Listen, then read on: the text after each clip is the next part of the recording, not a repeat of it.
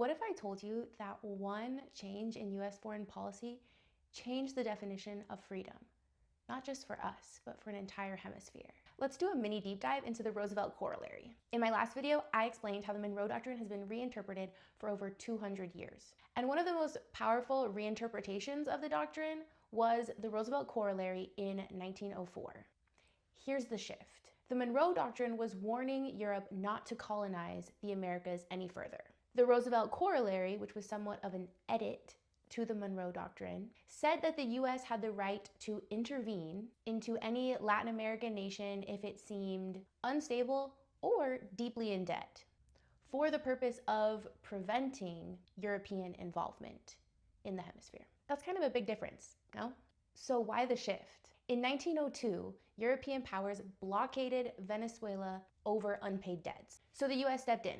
And what was the result? Well, from Roosevelt's perspective, the US gained stronger control of the Caribbean, bond yields were lowered, there was more access to capital in Latin America, and some places did improve in their regional stability. But here's the tension. Intervention was reframed as financial supervision, and this allowed US bankers to take control of custom houses in Latin America. Debts were restructured and national sovereignties in Latin America shrank.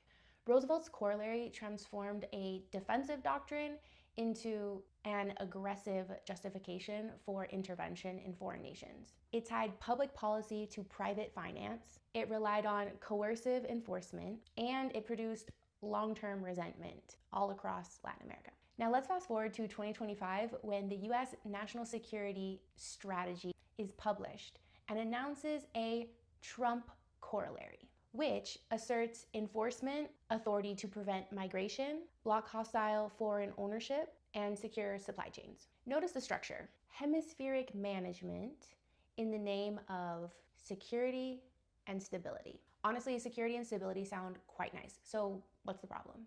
First, the Trump corollary uses US interests as the measure of legitimacy. Second, it makes sovereignty conditional. And third, it risks turning economic leverage into political control, which many would argue is already happening in Venezuela. History doesn't guarantee repetition, but it does warn us.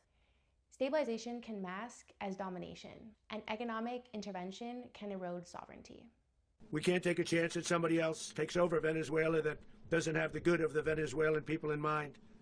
We're there now. We're going to stay until such time as we're going to run it, essentially.